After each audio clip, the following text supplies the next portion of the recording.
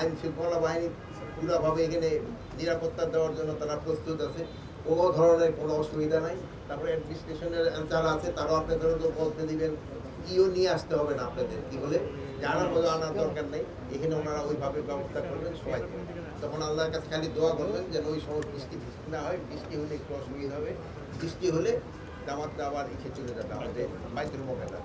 এখানে একটা জামাতই হবে সকাল 7:30, আর আমাদের জন্য প্রস্তুতি সব আল্লাহ দিলে খুব ভালো আছে, কোনো ধরনের কোনো অসুবিধা নাই।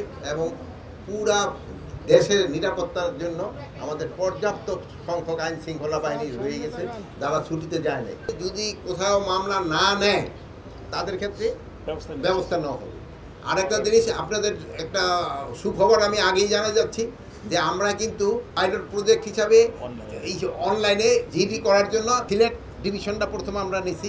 ভবিষ্যতে আমরা এই জিডি এবং মামলা দুটোই যেন অনলাইনে নিতে পারে, এই জন্য আমরা ব্যবস্থা করতেছি। থানায় গিয়ে যেন কারো কোনো ভোগান্তি না হয়, এই জন্য আমরা চেষ্টা করতেছি। বাট আমরা পুরাটা এখনো কভার করতে পারিনি। আমরা পাইলট প্রজেক্টটা সিলেট ডিভিশন দিয়ে আমরা শুরু করছি।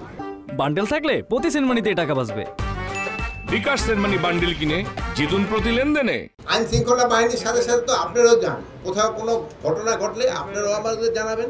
এটা কিন্তু আমরাও যেরকমভাবে সজাগ হবে, আইন শৃঙ্খলা বাহিনীর সঙ্গে জনগণের সজাগ, আপনাদের সহযোগিতাটা কিন্তু আমাদের দরকার।